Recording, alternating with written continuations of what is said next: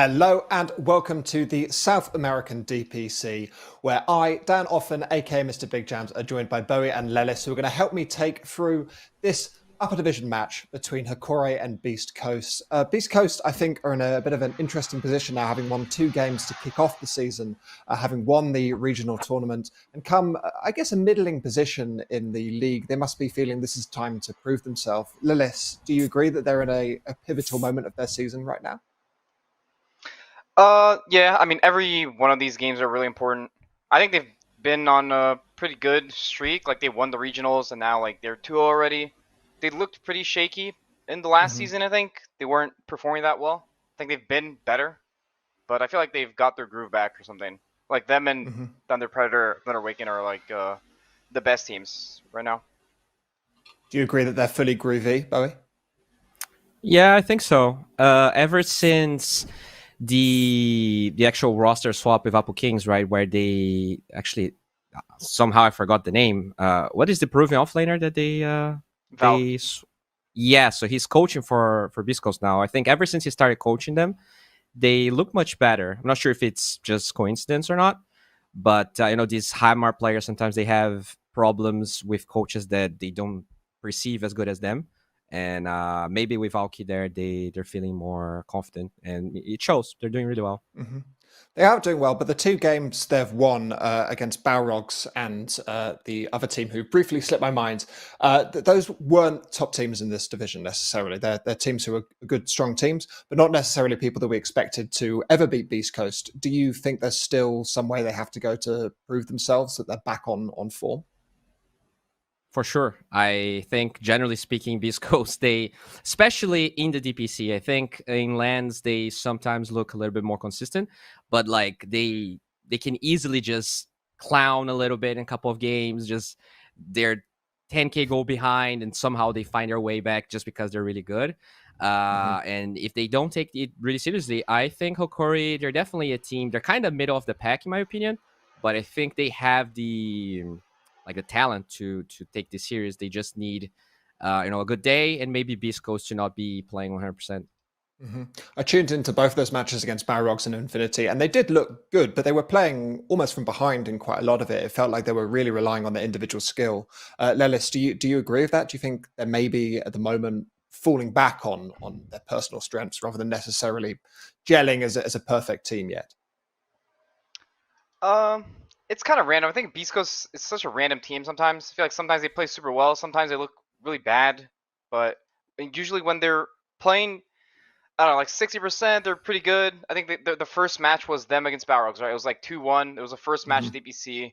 Maybe they were a little bit not warmed up, and then they played Infinity. They looked really convincing when they beat Infinity. I thought it was really, really clean win. So that's why I think they're better than Hokori. I think Hokori kind of has to step it up to beat them for sure.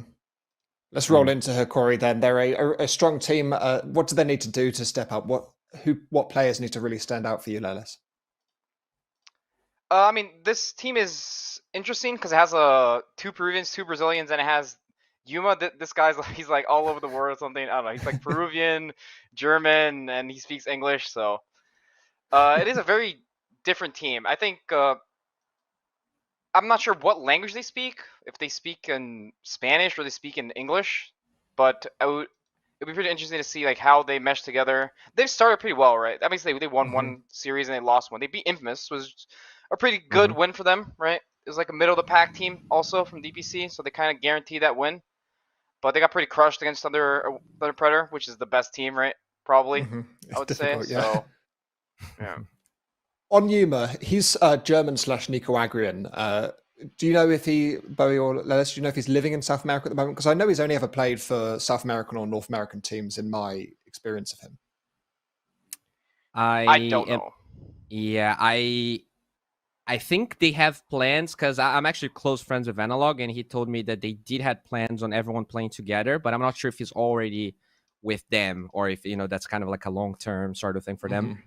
But as far as I'm aware, Analog, Vitali, and Gardic are in the same gaming house together. I'm not entirely sure about Theo and Yuma.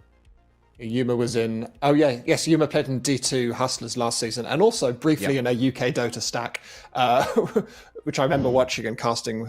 He was very good. It's exciting to see him play. Do you think, because this Hokori roster went through quite a few changes into this season, they kicked a couple of players, brought in a couple of new players. Yuma is one of the ones remaining, along with Gardic and I think Vitality. How's the new roster coming together? Do you think it was the right move to change things up, Bowie? I mean, I think they have really good players. Like this Hokori team, like they kind of Analog played for them in the last season of the DPC of last year, so he was already friends with Gardic and Vitali, I think. But they had Lumiere instead of Yuma, and I don't remember who was there for. But I think they're a good mesh of players. You know, they seem willing, you know, to move, and they seem willing to like actually sacrifice a lot to be together. So I feel like they have a lot of potential. You know, potential is not everything though. They have to deliver. So I'm hoping they can at least have a good showing versus BeastCoast, because I do feel like they should be top 4 this Hokori this Hokori team. But I might be biased because I do like a lot of their players. Do you agree, Lelis? Yeah, I think this team's pretty good actually. I think all their players are pretty good. I wouldn't say any of them are like lacking in terms of skill to any of the other top teams. I think they're all like very skilled players. I like their offlaner a lot. I think he's pretty decent. Like he's he plays like almost all the offlane heroes, and he's pretty good on them. I think also like the other core players are just pretty good. Also the supports are pretty consistent. I think this team has a lot of potential. They just haven't actually had that breakthrough moment. You know, they haven't been the best team, so then they're like in this middle hazy place in the DPC where if you don't get top 2, you don't really achieve anything, right? But they've been there. It's an interesting one, that breakthrough moment. What do you think needs to happen for... What would you define as a breakthrough moment? Is it discovering a hero that's super broken for one of their players, or is it just suddenly stepping up into a particular new strategy? What needs to happen for a team like that to have a breakthrough? For a team like this to have a breakthrough, usually it happens when they change players, or when they get like a coach, or if it's the same players, it usually just happens through a grind, right? Let's say they get top 2 in one of the DPCs, you know, and then from there, like they get a first place. Usually, it happens very slowly because these changes, like when a team member gets changed, it's a really big change. But when you play with the same people all the time, like these big changes don't really happen that much. So it's kind of like a continuous grind until you actually beat the teams. Like you actually have to grind really hard until you beat the team that's better than you, and then you get to this point where if you don't slack, you're gonna be good, and if you keep working hard, you get better and better. Do you agree with that, Bowie? I do. Discipline, guys. Especially teams to stick together a little bit more when like you get a top 4 like you get a 4th place or 5th place and the team's already disbanding before even trying to stick together. Obviously there are players that are not good fits for each other, and you should probably just cut ties instead of like wearing the dynamic a little bit too much. But it's just a long grind, you know, just like going to the gym or like studying for SATs and stuff. You just need consistency. And since it's a team game, you also need everyone to be on the same page. So I do feel like if Hokori stick together, they should achieve good results. Talking about long grinds, BeastCoast are really almost the ultimate example of that. This team have been together for almost 3 years now. It's insane. Lelis, you played with them briefly as a squad. I think one of the last people to sub in for them in a big tournament. Were you always sure that these were a group of people who were going to stick together when you worked with them? Yeah, they're like a family almost. They're pretty good friends, and of course winning makes it easier, you know, they qualify for every tournament and stuff, so it makes it easier. If they've been losing, of course, like people change all the time, but they're really good friends and stuff, so I like playing with them a lot. They're playing with a stand-in though, they're not playing with their captain. Oh yeah, Yadami. 5 seconds remaining. Do you know much about this guy standing in, Yadami? I've not come across that name before. It's he's a Division 2 player, right? He plays on, what team is he on? I don't think he plays for like he left the Division 2 team and he became their sub for like 2 seasons already, and he barely even plays, but like he's their sub. He's Gorillas Pride now? What's happening? Yeah, he's on Gorillas Pride. I thought you couldn't play with the DPC player. Yeah. It's kind of weird. I guess they talked to the admin or something. But Maybe not from the same division, since it's Division 2 Yeah. is okay. maybe. Okay. But I think BeastCoast is probably the team that is the longest together ever. I could be wrong about this, but they've been together for, as Les says, almost 3 years. I don't think there's a team that stuck together as long as them. I think they're possibly the longest. I think Old Liquid, currently Old Liquid and / Alliance, who were together for a really long time, may slightly pip them. But last time I looked, that was slipping BeastCoast's way, so it's hard to know. We've got some picks coming out here. Tidehunter, Shadow Shaman for Hokori, Snapfire for BeastCoast. Talk me through these opening salvo of picks, Alice. I mean, I just want to talk about the bans first. I think they're pretty important. Hokori just targeted Whisper with these bans. Timber's just a really comfort hero, and they probably were thinking about this Tide hero because Timber's already banned. I think the Tide opening is alright. Like it just guarantees you a hero that gives you team fight, and you just pair it with another support like Shamans, you get like a decent lane. I think it's okay. It's a fine opening. The Snapfire is just a BeastCoast special. They really like this hero. Chris Luck also plays almost every hero mid, so if he has to, he'll play this hero. Yeah, I think they have this really interesting dynamic on BeastCoast where Gojira, like, he is literally only playing melee heroes, and he's playing like Earth Spirit, Clock, Tusk pretty much every single game. So having this possible mid hero, but also offlaner on the Snapfire that is range, I think guarantees them like a decent laning stage. You know, Snapfire works really well with melee force. So overall, it's just bread and butter for BeastCoast, the Snapfire. And the Kunkka probably gonna be Smile's hero, but could also flex to carry. Yeah, I don't really see Hector playing Kunkka, honestly. This is probably just their mid. And they're just gonna ban like a couple mids, like Bat Rider's already banned. Pretty good match against Kunkka. I don't think there's a lot more during the ban for Kunkka. This hero's pretty strong. 5 seconds remaining. Do you is it a good mid for you? Do you think it works well there, or would you prefer to see it shoved into a different lane? No, I think this hero should just go mid. I think it's either a carry or a mid, and I think as carry it kind of fell off a little bit. Fell off, right? But I think it's just a better mid in general. The hero is he's very farm intensive mid, but it's a comfort hero for BeastCoast. Like Chris likes to play this hero a lot. Yeah, I also feel like it's really good versus Invoker, which Analog loves to play, so maybe they don't want to waste a ban on Invoker, but just keep that good matchup for Sismayo anyways. And they're banning out the Bat Rider and the Oracle. With the clockwork going down for Hokori, this Tidehunter, is that definitely in the off lane, or can they flex that into a support? It's flexible. It's like you need a reason to flex it, I think. Like usually would prefer it off lane, but it can definitely be a 5. Yeah, I mean the hard part is that they're gonna have to pick now. Hokori, they're gonna pick out of the phase. So then, if they don't pick a carry or a mid, then they're gonna lose this flex pretty fast. So they might pick one. They might pick the mid because they see the Kunkka, right? So it's an option. And then they keep the flex open to 5. BeastCoast are going to ban out that Invoker. The Kunkka not insurance enough. Is that just because 4Analog's known so well for his Invoker that you really don't want it in the pool at all, or is there something maybe that we missed? It's just a really good hero. Like it allows carries that don't scale that much to scale more into the late game. It's just so flexible, and it's just a hero that a lot of mid players are comfortable with. So I don't mind the Invoker ban. The other hero Analog's playing a lot is Quap, which doesn't have the greatest matchup for Kunkka. It also got nerfed a bit in this patch. So if they do go for it, it's not great for Hokori, especially considering you're picking after the enemy mid. I suppose it's a really good combo of the Tidehunter as well, with that Cataclysm into Ravage, or Ravage into Cataclysm rather. It's certainly something that I'm scared of. Hokori banning out looks like carry heroes here. Undying just pick up the Snapfire. Undying. Talk me through that one, Ellis. I think they just want a lane winner. They put the Tide in the offlane now, so maybe BeastCoast will pick their carry. I think the Undying's more just a lane winner. Like, he kind of makes the lane annoying for Snap. BeastCoast also plays Snap offlane sometimes. He just flexes hero to every role almost. The Undying's also pretty decent against Kunkka. Like this slow from the ult is really annoying for Kunkka, and also the Tombstone. He doesn't really deal with it that well. Like Kunkka, he's like this tanky hero that if he gets continuously slowed, he's pretty sad, right? He needs to walk away after he uses his spells. So Undying's pretty decent against the hero.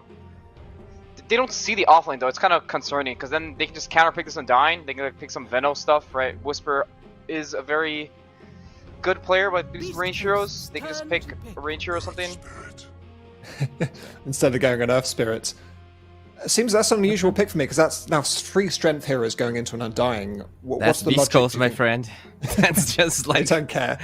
they're just addicted to like the only player that's like consistently playing Agi heroes now is K1, but they just love this. It's their bread and butter. I do like their spirit though because you have the silence for the TIE Hunter. Shadow Shaman's terrible against gap close. I think just being able to jump the Undying, making sure he doesn't drop the tombstones, also good. And he works well with Kunkka because he can definitely assist with the rotations of the Earth Spirit. And there's that Gyro, also really good against the Tomb. Do you think that's a reaction mainly to the Undying, Lelis, or is that a pick in of itself? I mean, it's a reaction for sure. I don't think you want to pick Gyro like this, like without any buffs, if you don't see stuff. So they see the Undying, so they think it's pretty good against Undying for the flak. It's pretty decent, and it's also good against Titan lane, right? It's a range hero that does magic damage, doesn't really care about Anchor, and doesn't care about the Kraken. He just presses his Q, and you can kill him. Fair enough. And what Hokori are probably looking for a carry here, would you say, or are they maybe going to pick up a mid at this stage? If you were them, what are you picking up? I feel like you're picking your mid, because they have last pick to see where this snap is going, right? And they already see mid, so I don't see a point in saving carry. In saving mid, my bad. Mm-hmm. So what works for you here as a pick? I mean, they can pick any of the spirits. I think they're all fine. I think Ember's pretty decent. Like, he's good against Snapfire. This year, he's also good against Kunkka, because Kunkka, he can't really ever kill him, right? He's gonna have to buy this Orchid item, which he doesn't really want to buy. And Yules is also really good against Kunkka, so he can like remove Orchid and he can dodge the X with the Ember. Yeah, they pick mid Quap. It's quite a similar idea as the Ember, though, isn't it? Effectively. Yeah, it's kind of like the same. They have like these frontline heroes, and then he just thinks Quap is the better pick. Quap is pretty good against Jaro. Like this pure damage going through his BKB and gank him early.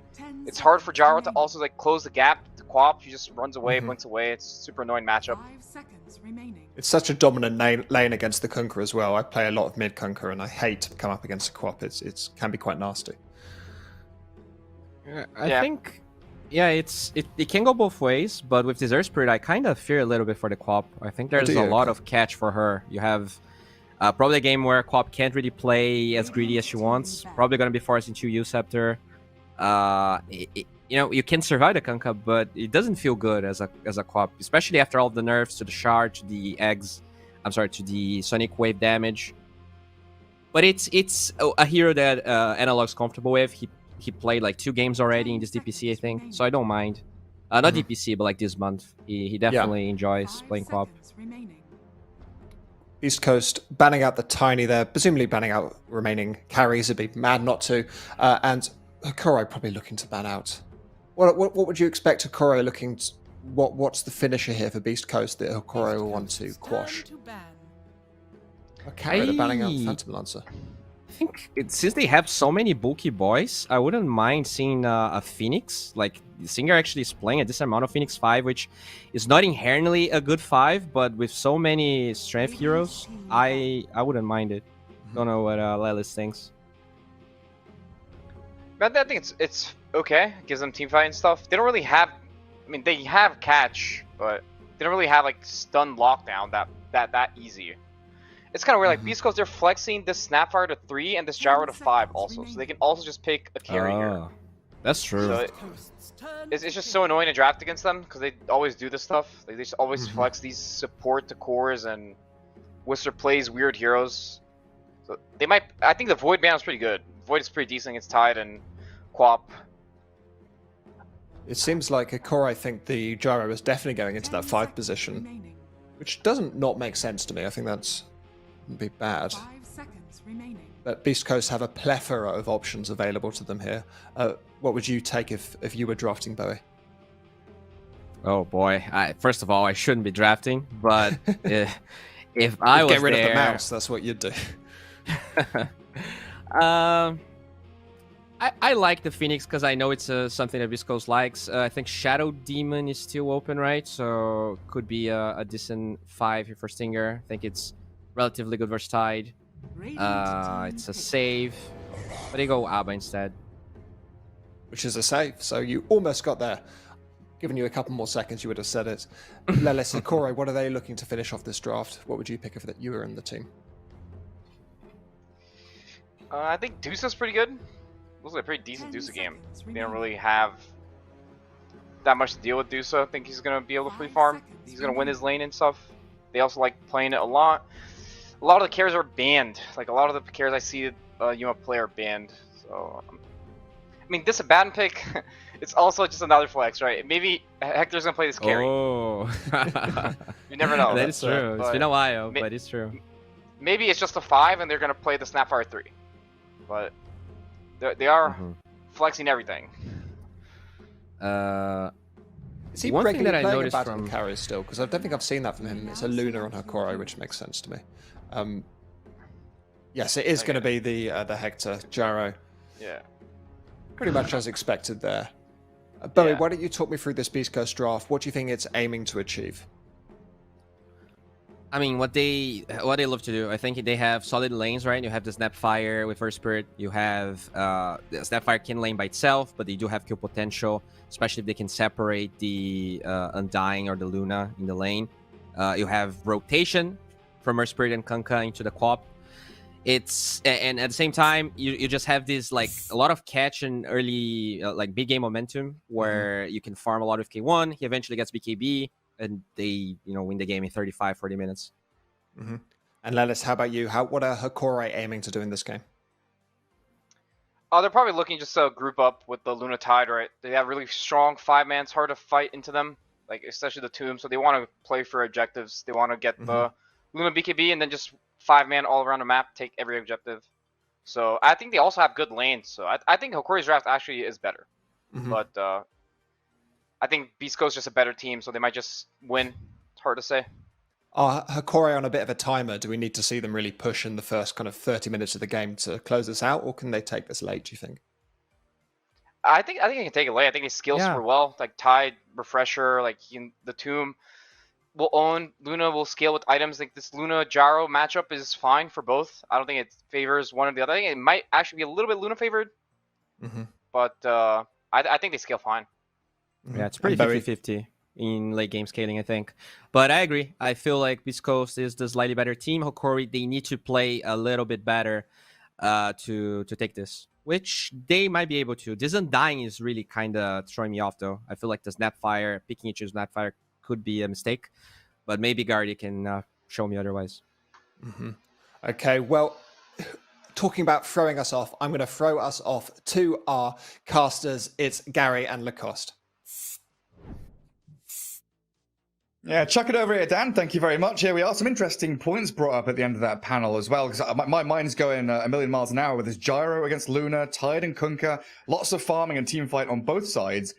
Who do you think would win going late here, Lacoste? Luna or the Gyro? It's hard to say. I slightly favor Luna, I would say. I think The perfect answer.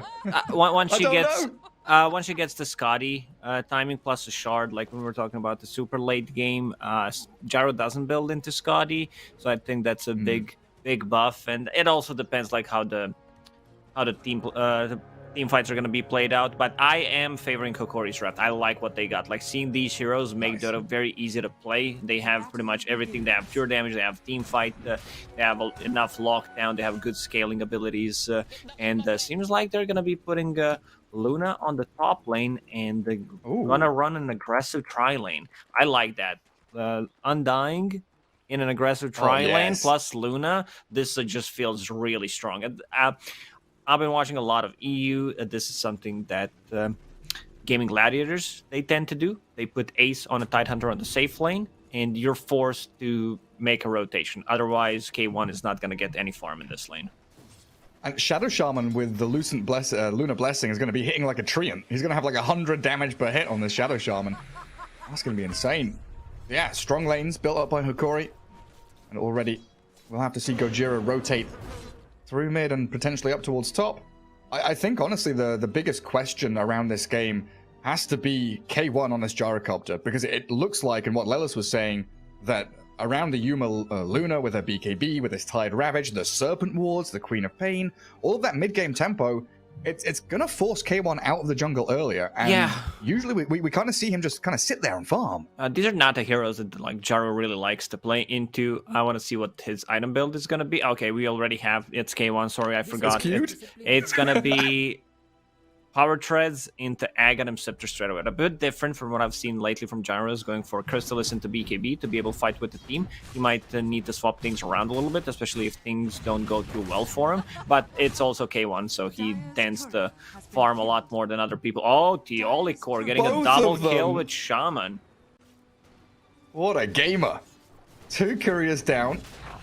That's going to make this top lane even harder for BeastCoast.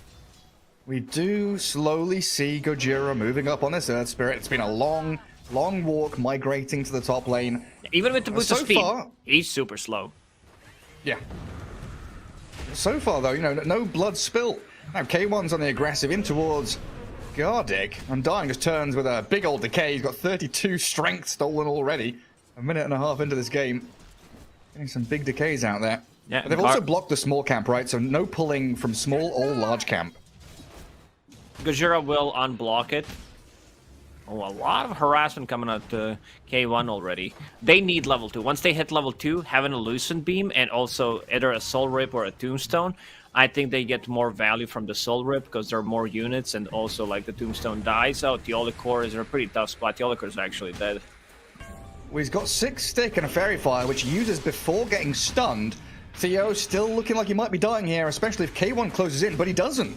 The Gyro sticks back, tries to get some flat cannon, hits in, and that's it. Miss Coil from Yodomi finds the first blood, so BeastCoast coming out on top in this tri-lane. They play tri-lane better. I think tri-lane, like in general, I would give an advantage to Hokori's tri-lane, the way their heroes work, but they got pushed out of the tri-lane very early on. They got level 2s faster, and that's why we see this skills. So, in a lot of the situations, tri-lanes are all about how you execute them. So would you say Earth Spirit being kind of late to the tri-lane was more of a hindrance to Hokori, more of a blessing for BeastCoast? Yeah, because Gyro got that homing missile, I think, much faster than they would expect. He does have Tombstone, but a bit low on mana, low on HP. And also they're not stacking for decays.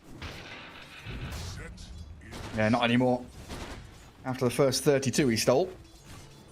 Gojira going to plant out some stones. I mean, these other lanes, not really too much going on, right? Queen of Pain has actually managed to do quite a bit of damage to Kunkka, already forcing that X-Mark TP. He'll refill his bottle, come back. 21-8 against the 12-0, though. That's a pretty big last hit deficit. It is Queen of Pain dominated matchup, I would say, favorite matchup. Maybe Kunkka should have a slight more CS, but yeah, forcing out the TP, pretty big. But you know, there are not going to be any kind of rotations to the mid lane, at least early on, maybe from Gojira. Undying doesn't want to rotate. The Shaman doesn't have boots yet, so he does not want to just like move around the map because he's super sluggish. Yeah, everyone's stuck up there, but it looks like Hokori really pressing this one, re-centering the small camp, making sure there's no pulls. They even chucked a Tombstone down there for a second, trying to draw the attention of Yodomi and Gojira away, but now the play onto Luna falls short with the missed kick. Yodomi with a shield, Gardic though with a big Soul Rip and Decay, still dropping low here to Gojira and K1, and the roll in towards Theo. Finds the Shadow Shaman, body blocked up. K1 and Yodomi trying to give chase, but another good Lucent Beam just slowing them down a little bit, but somehow K1 finds the long-range shot from his little gyrocopter there. Yeah, things are not going too well on the top lane. Gyro is getting a bit more farm than Luna, and also they have this like full camps that they can always fall back to.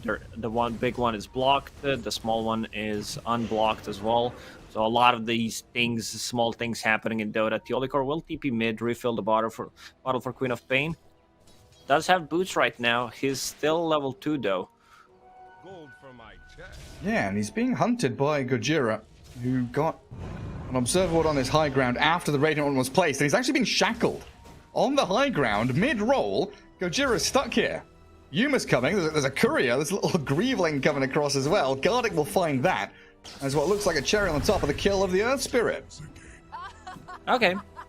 That's a good one. Both teams pretty much know that there is a ward on the high ground right now.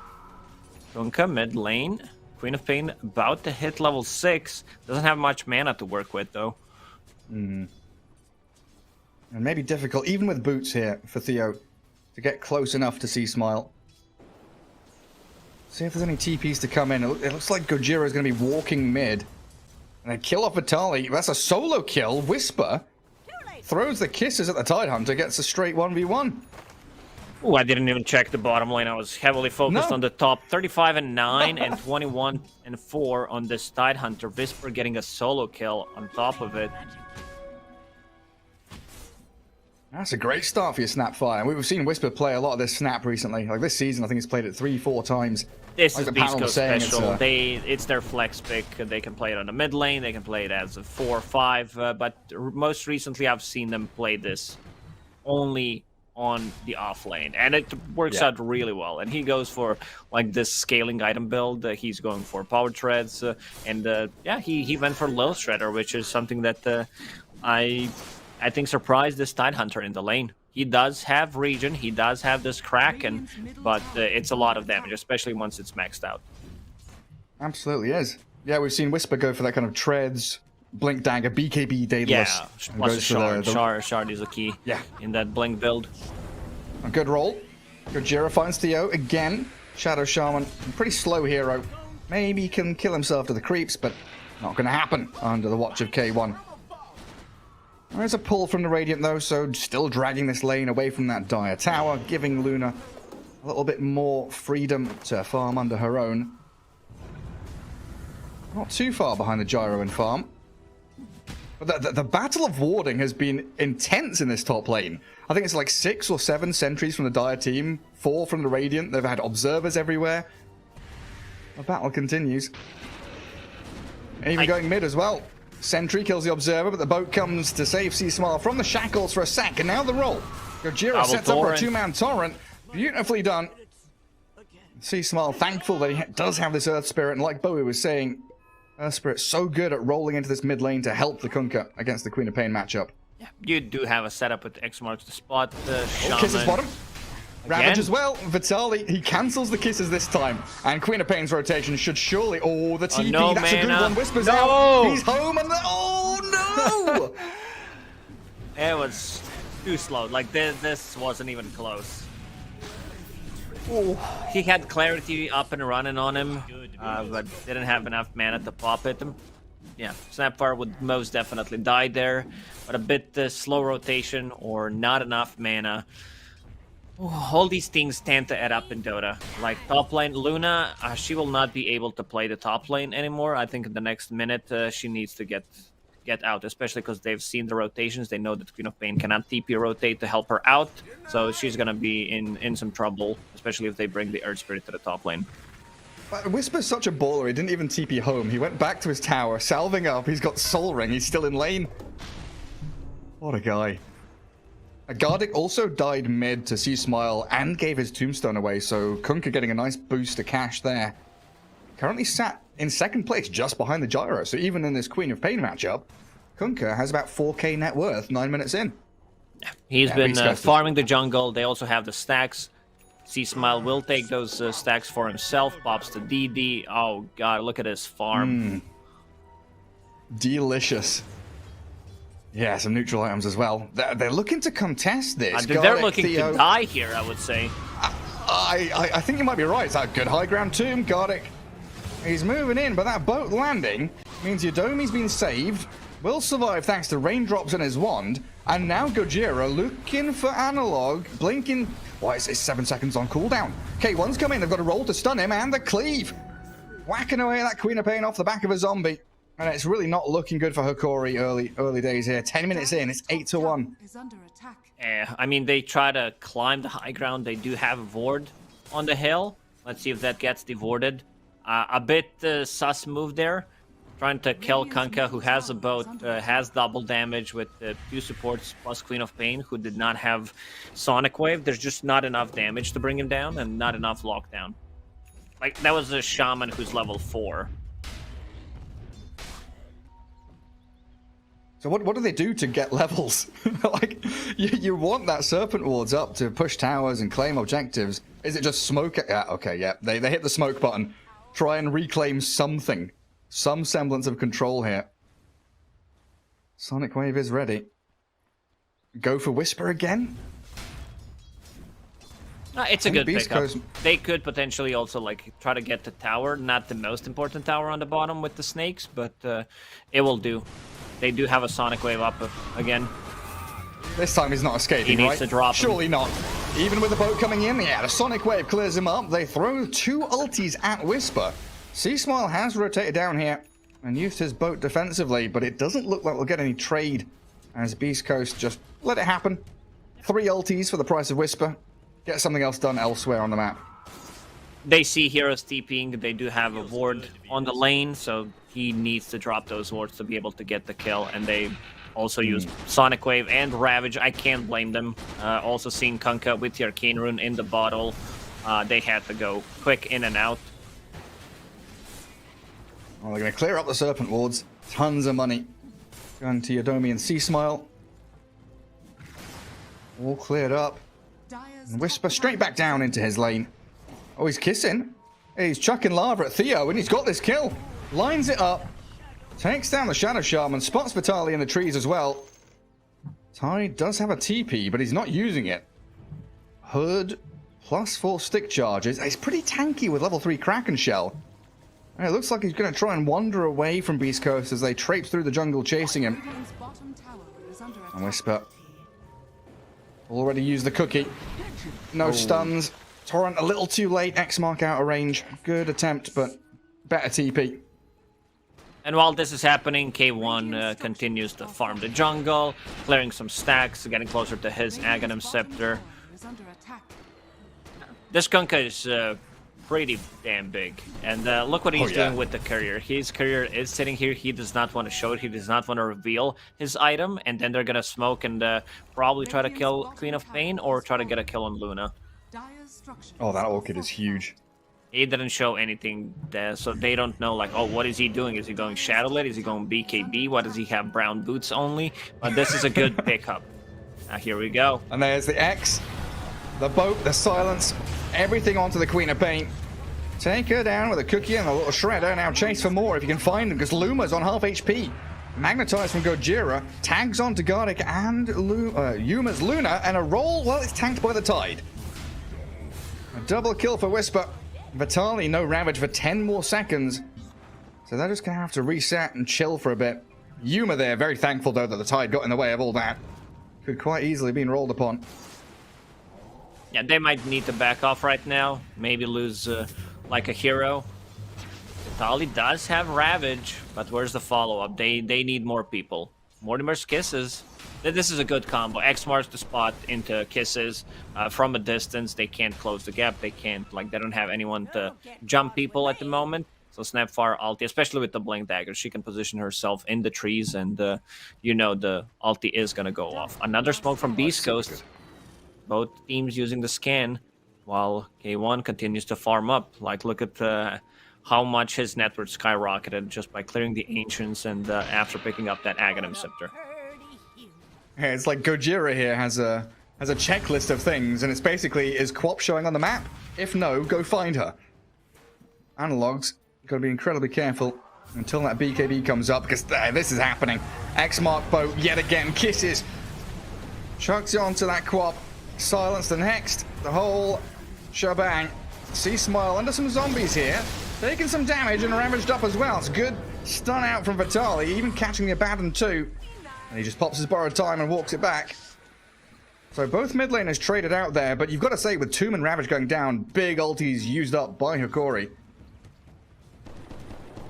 Snapfire also also back in from Whisper. Never mind.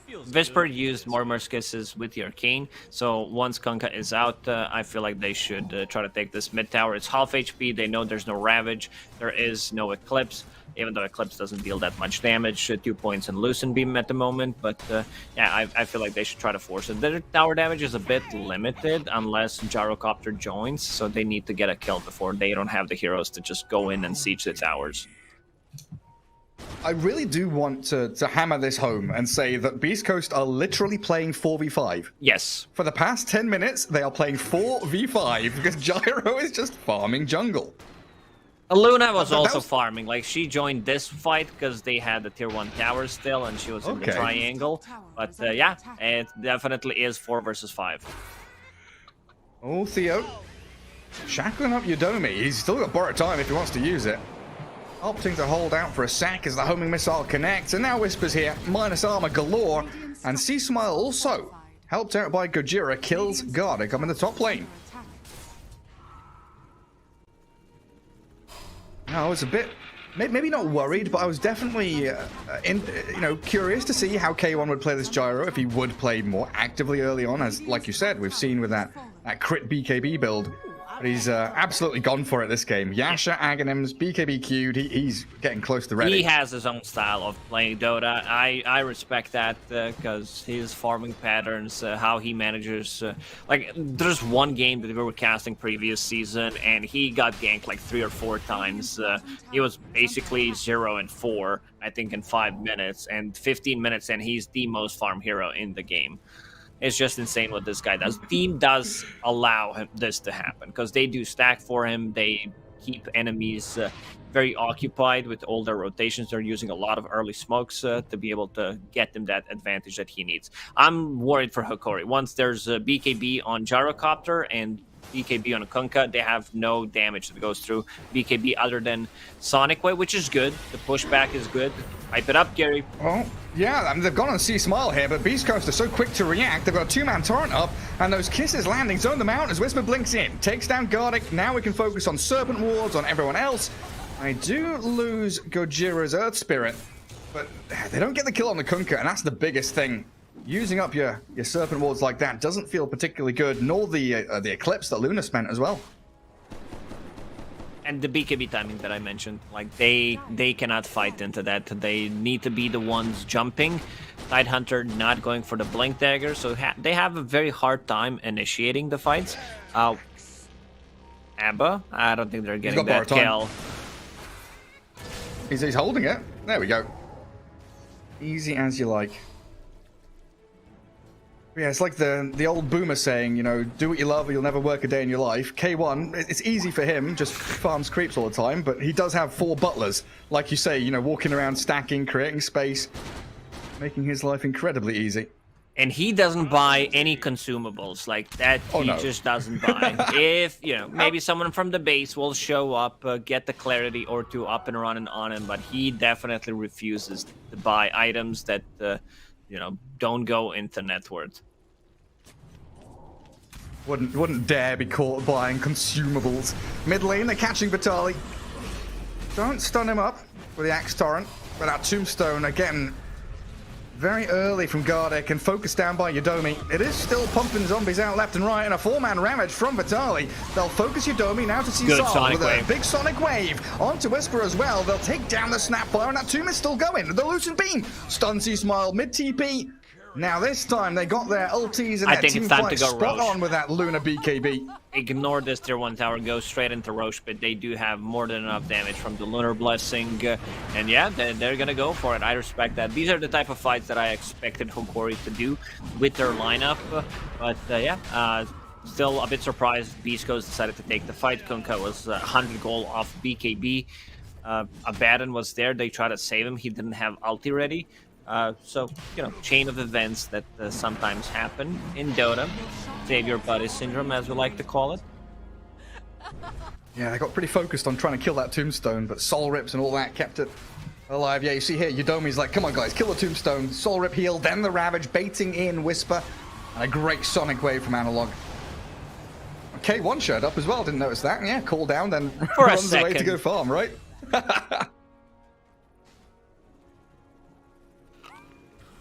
and see time? Yadomi popping 2 mangoes on K1. Oh, really? Yeah. What a lovely man.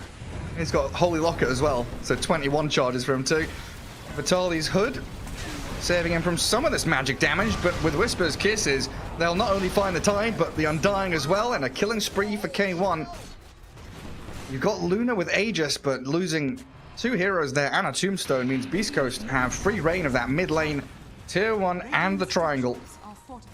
Hokori is dependent on the cooldowns. They need to have Ravage plus a Sonic Wave to be able to take these fights, while inside of the BeastCoast, they don't care too much about the abilities. They will keep the pressure. Whenever Ravage is down, they will seek for a fight. Middle tower is under attack. They're not too far. I mean, they've got their double BKB timing now, Gyro and Kunkka, not far from triple. Oh, they've gone on Gojira. Tanky Earth Spirit being healed up. Nah, not enough. Yadomi bails on him. Retreat to the triangle, but Analog giving chase. She has her BKB up, but not using it straight away. Now has to, as K1 has moved forward onto this Radiant high ground, and Luna with the Eclipse, forcing K1 to BKB himself. Flat cannon used, and 6 charges remain, but he's got to TP home if he wants to keep his life. Linking forward, Analog is desperate, scrambling for any stragglers. See Smile and Whisper already retreated back to their tier 2. Oh, I'm getting a little worried for BeastCoast. This Luna lineup, they're getting the levels. Queen of Pain getting the farm, like she decided to go for BKB first item, playing into a lot of magical damage, so can't blame her there. A bit slowed down. Whisper has more farm than Queen of Pain at the moment. But yeah, this Luna, like if she starts getting more items, I see Scotty, I see Crystalis queued up. Once it comes down to that, it's gonna be very hard. She also like needs to either buy a shard or get it from the second Roshan, because this is what this build is all about. It was a funny little turn of events there, because Luna holding Aegis, you kind of expect the Aegis team to be the aggressors more often than not. But when their ultis are on cooldown, BeastCoast feel pretty comfortable taking areas of the map. Oh, that roll connects! Theo the Court wasn't expecting Gojira to come a million miles an hour across his screen.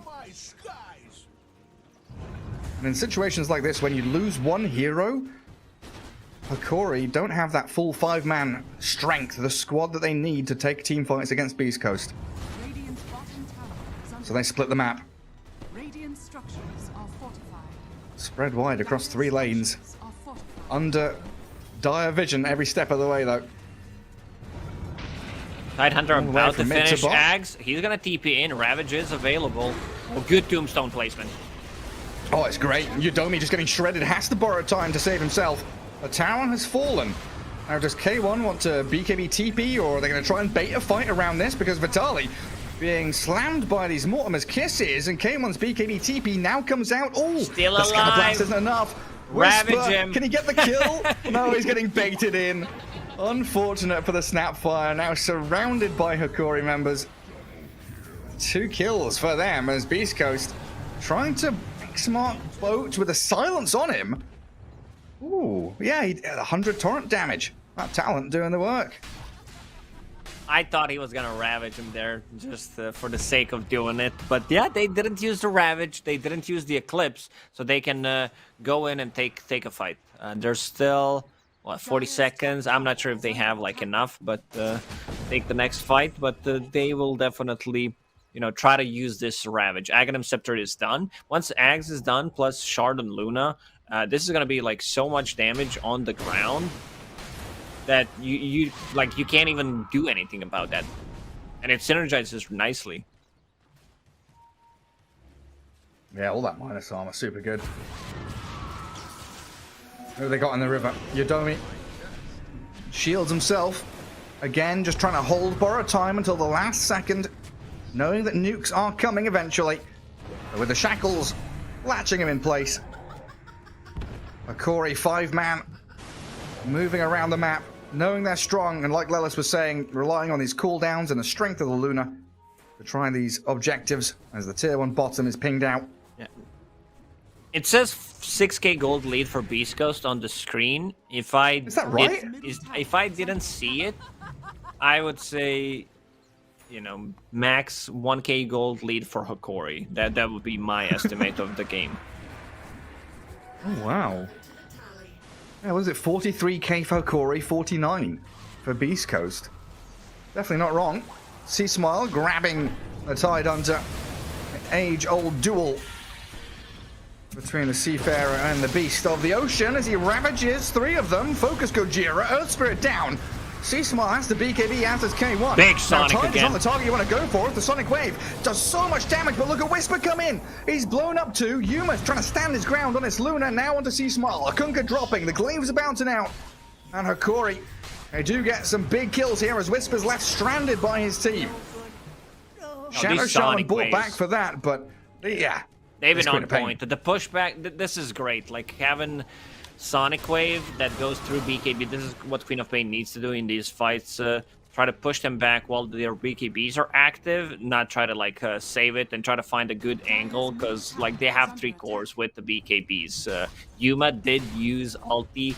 Eclipse didn't do too much because they popped their BKBs immediately, and it also cost them the buyback on Shadow Shaman. So that's Shaman is gonna drop down in terms of the net worth, but it's still gonna be Shadow Shaman. He has a Blink Dagger, no lens yet, no shard, so needs to be very, very close to the fight. Earth Spirit, however, wasn't able to get the Aghanim Scepter ability off.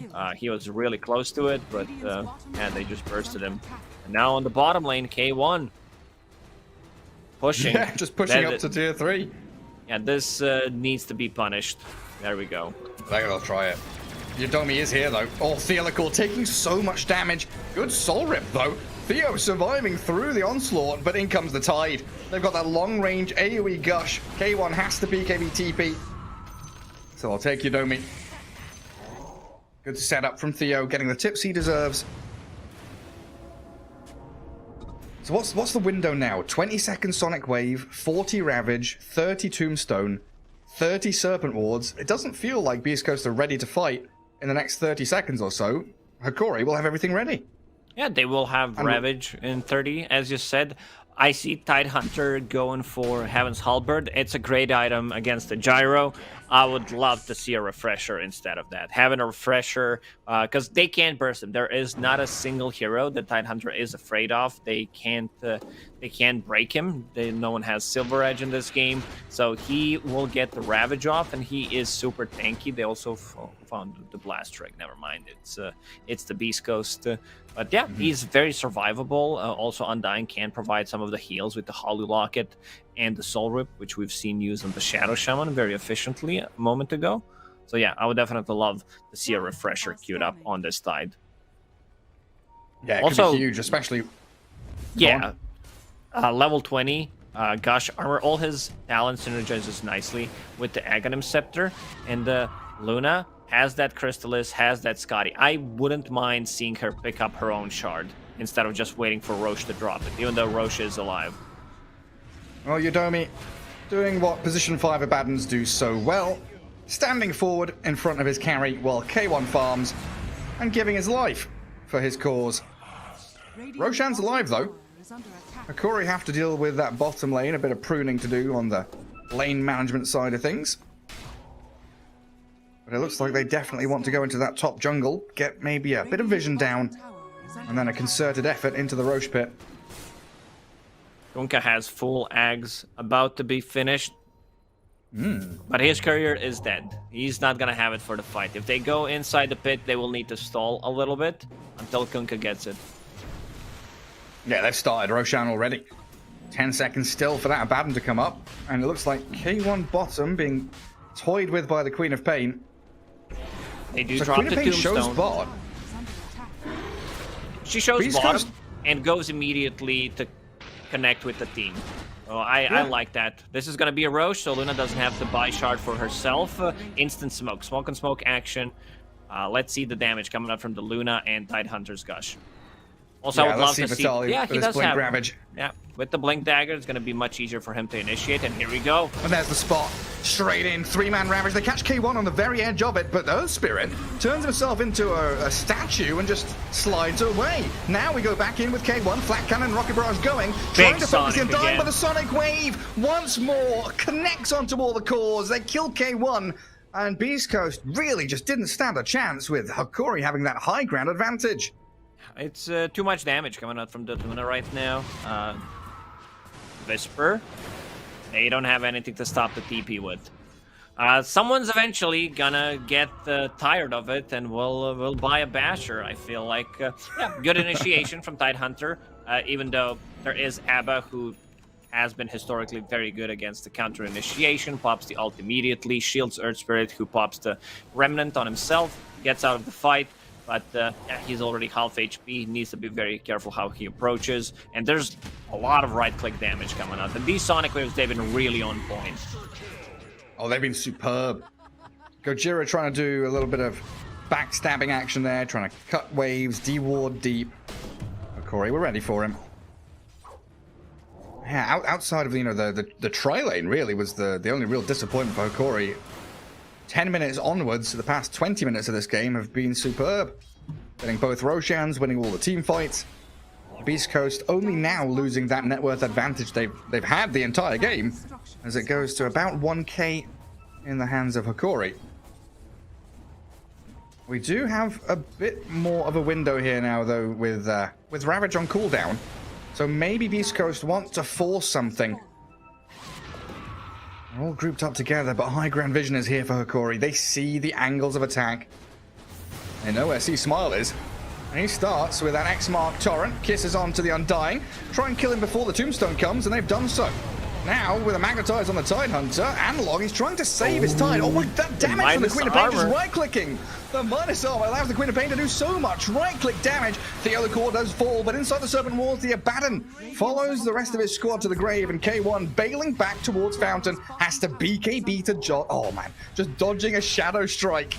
Yeah, he knows if he catches that Shadow Strike, he's going to be in a lot of trouble. Undying uses buyback. Like, the synergy between their heroes, this Gush, he got level 20 before that fight, -4 Gush armor, so right now it's -10 with Snakes and, like, Tombstone and Luna's right clicks, bounces, beams with the Shard, now full Daedalus on Luna and Scotty. I think they want to go for the high ground. Let's see, Shaman is dead for 5 seconds. They do have Ravage. Okay, they're even just... I think they should have went. Maybe they're respecting the Earth Spirit with the Aghanim Scepter. But this is big kill. They need a jump. Oh. I nearly clipped him with a Gush. Like, even the Queen of Pain with just her right clicks. She does like 200 per hit. 30 attack speed talent helps out for sure. But yeah, you're right. Glaives, zombies, Serpent Wards.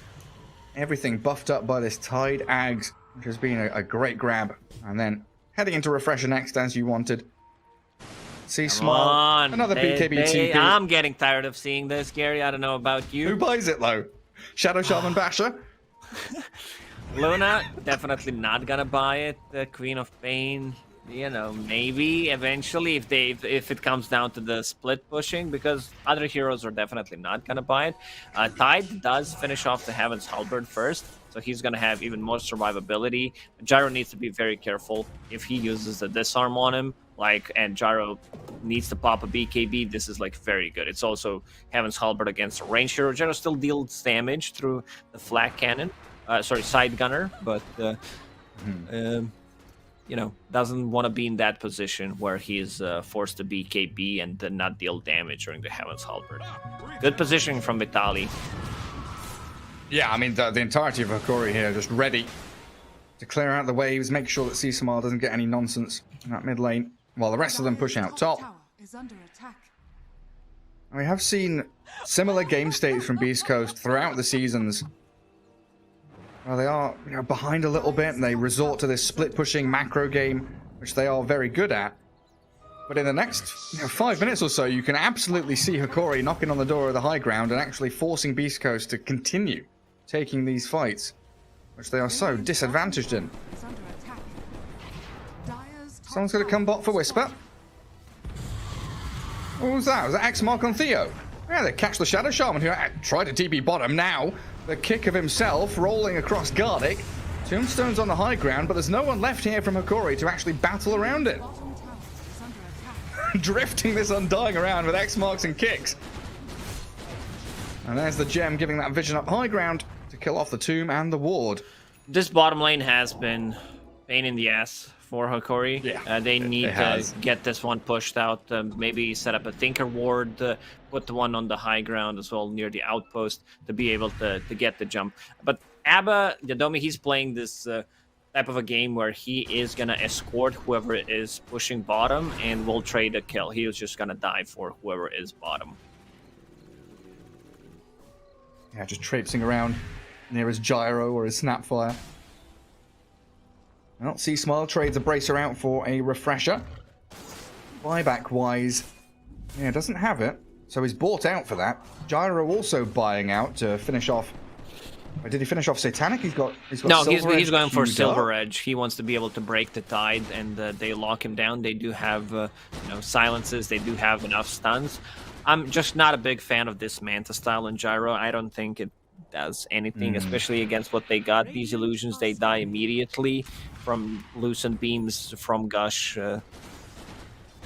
Just from the trash on the ground. Pretty much, yeah. I would prefer if that's S and Y compared to Manta style. Yeah. Having status resistance, especially against Shaman, just works really well. Yeah, so he did finish Satanic, and then, yeah, Silver Edge is done now. And BeastCoast claim that bottom outpost. There's a DD rune spawn top, which it looks like Analog will bodyguard and wait for Luna to come until Gojira rolls in, statues out, and then another roll. But oh, look at BeastCoast cutting mid wave. And Pushing again, bottom. bottom. Oh, it's nasty, isn't it? It really is. Little Shredder on the tower. Let's see the damage. Is under attack. He's just gonna kill the tower, yeah? There's no one coming to save it. Hokori are nowhere near there. They're cutting back mid-wave again. See Smiles there. They've just carved themselves a free range racks, it looks like. Oh, Yuma will defend against the illusions. BeastCoast not committing for it. Unhealable damage, Gary. It sure is. If only you could use like a Holy Locket or a Soul Rip on that building. Yeah, you shut your mouth. We don't want to have that Yeah. in Dota. Someone's gonna get the idea. Building healer hero. Oh god, what was that item called? What was the neutral item called? The repair kit? I forgot that existed. my Holy God. shit! Oh my I god, I forgot forgot that existed. Dire are scanning. Didn't it gave multi-shot. Yeah, it had 3 charges and it gave multi-shot and healing and armor. Oh my god. Oh, the good old times playing against Treant Protector with- yeah, and yeah. Repair Kit. And I feel like there's so many man. games that were just decided by the Repair Kit. Oh, you're going for the high ground? Sorry, you can't push. Yeah, just stop right there. Thank you very much. Oh, 1 minute until Roshan respawns, so a bit of a lull here as Hokori definitely want that Roshan team fight. If not, just the goodies he holds. BeastCoast, they know that bottom lane's going to keep on pushing in, so they can start focusing back onto mid and onto top. And the buddy system in effect once again. K1 pushing out, Yodomi nearby. And we're in that groove of the game where it's BeastCoast setting, really dictating what's happening on the map, and Hokori have to do something. They've got to smoke or make a move, find a hero to kill. They do have those 2 Silver Edges now, so they can break the Tide Hunter for 8 seconds. If they execute it properly, let's say 7, there's going to be some kind of overlap. Abba just dies, doesn't even get the borrow time off, and they also lose the gem. The crit from Luna, too much damage. Yeah, it's massive stuff. D-ward the high ground too. So Yodomi does have buyback. And with Roshan alive, there's a decent chance he uses it. Yeah, looks like BeastCoast not interested though. They're going to continue pushing out the waves. Letting Hokori use the Serpent Wards. Yeah, Roshan falls far too quickly. So who are giving the good stuff to? Luna is going to pick up Axe. She's level 25. That's big. Plus extra mini stun on the Lucent Beam. They might not be able to get the BKBs off. Oh, Visper. There we go. Oh, this yeah. is what we've been waiting for. Yeah, Theo even has a shard now as well. So even more Serpent Wards. And Yuma is 11-0-11, by the way. Unkilled. Perfect game so far. Even after, I don't want to say sloppy, but definitely not a good tri lane. That laning stage was I can't blame rough. Luna for that one. She's there, No, she you can't. exists, she's focusing on the CS and providing damage. It's about the two supports, how they play it out. She's 6 slotted on top of the Aghanim Scepter. Has a Hurricane Pike queued up next. Oh, Smile. Hiding with the Trickster Cloak. They've got a catch on the Queen of Pain. Analog still has the BKB, and K1's used it already. Analog's going for Gojira, a very split team fight here, and BeastCoast realize they've got to BKB TP. C-Smile needs to get out ASAP. So did K1. So what did we use up there? A couple of BeastCoast BKBs, but nothing much from Hokori. Yeah, they popped a Shaman ulti before. That was pretty much it. I think it's time to go for the high ground.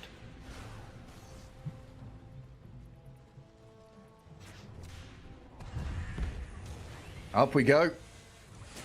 On the staircase. A flicker on the Luna. Get away from the homing missile, but doesn't dodge the torrent. Tries to spell it off, though. Oh, in we go. Vitali, he's on K1 with a double Great ravage. ravage. Gyro's dead for 100 seconds. Yodomi's got the borrowed timeout, but yeah, he's done for. Under the Serpent Walls and Queen of Pain arriving, silencing the Quap, sure, but C-Smile's disarmed. His Torrent Storm's doing very little. Yuma is still sticking on this tier 3 tower, bullying the buildings. BeastCoast without their position 1. No carry, no fight. I do know there's no Ravage and no Tombstone now, so maybe the potential to get a pick off on the Luna, but she flickers away. Gets out of the Kunkka combo. And Yuma can even play further forward with this 2.5 minutes left on Aegis. BKB and Satanic left to use as well. No diving mana. tier 4s. And yes, Smile can't get up another Torrent Storm. Gojira has to roll himself out of there, and Yuma just thinking about the reset onto the big objectives. That was such a clutch play from Vitali there with the refresher, uses ulti, and he knew Abaddon will pop the ulti, and he uses it instantly again, so he can't get out of this one. This is game. They don't have K1, they don't have anything to fight with. Their damage output is just not there. Yeah, they've got a couple of buybacks, but it looks like BeastCoast have all but given up. Tier 4s under assault. There's Yodomi's buyback. C-Smile still holding his, but they've lost Gojira now with no return for him in sight. It's down to this Snap, this Kunkka. And I guess with 10 seconds left, seconds. Gyro's coming soon, but the damage on the Luna seems pretty substantial at this point. Little shredder though, lots of minus armor, good damage onto the Luna. In we go with the shackles do though, have you the don't force to damage. borrow time, but the throne is falling far too quickly. K1's in, the torrent comes, but it's all over. Game 1 to Hokori. Nicely done. I love the play in the end. He catches the glimpse of Abba and Gyro, goes in instantly and gets those 2 Ravages off, so Abaddon can get the shield on K1. And there was no save. I'm not sure where Earth Spirit was. Maybe he could have used the save, but yeah, it's very hard to just go on top of the Ravage, I guess. He did not have a BKB. So yeah, good stuff, Hokori. I love their draft. Like the execution at the early stages was not there, but those Sonic waves, I think this is the big key. It's what like kept them in the fight. Not necessarily the damage, but the pushback and where they wanted to take these fights. Good stuff. Good stuff. Very impressed. Yeah, I always like to look at the end game scoreboard and just like See who was quite an feeding the easy- most. Well, no, there's quite an easy, it's kind of cheap and cheaty, but you look at like net worth to damage, right? K1, 29,276 net worth. He did almost the exact same amount in damage. So 1 gold equals 1 damage. Yuma, 41k net worth, 48k damage. Not the same, but did more damage. Yuma had a perfect game, 14-0-12. Beautiful stuff. Again, not his fault that trial went poorly, but recovered beautifully. And game 1, a little bit of an upset. Hokori taking that up against BeastCoast. We'll pass it back to Dan and the boys on the panel. Well, it looked so good for BeastCoast, but Yuma with a 14-0 performance, absolutely blowing away BeastCoast there. Lelis, why don't you talk me through what went wrong for BeastCoast in that game? I just think that they couldn't ever take a 5v5 fight. I think Hokori's draft was just better in that regard. On one side you have a 3 Tide with the Refresher, on the other side you have like a Snap with the Shadow Blade, you know, kind of Kappa. If you don't really crush the lanes and then make the game super clowny and stuff. This Gyro never could actually enter the fight. If you watch the fights, every fight he's just using his BKB to TP out. He can't actually fight. It's not that easy for them. Unfortunately, I honestly, yeah. Unfortunately, you were muted for all of that, Lelis, so I had to read your lips. Oh my gosh. But I'm sure it was incredibly insightful, and the viewers who will have heard it will have picked up a lot of insight from that. But Bowie, why don't you add to what Lelis said? Respond to all of his points there. I feel like this game was very impressive by Hokori, not because they won against BeastCoast, but the way they did. I think the tri-lane was a disaster. Theolicor in particular, he felt uncomfortable in that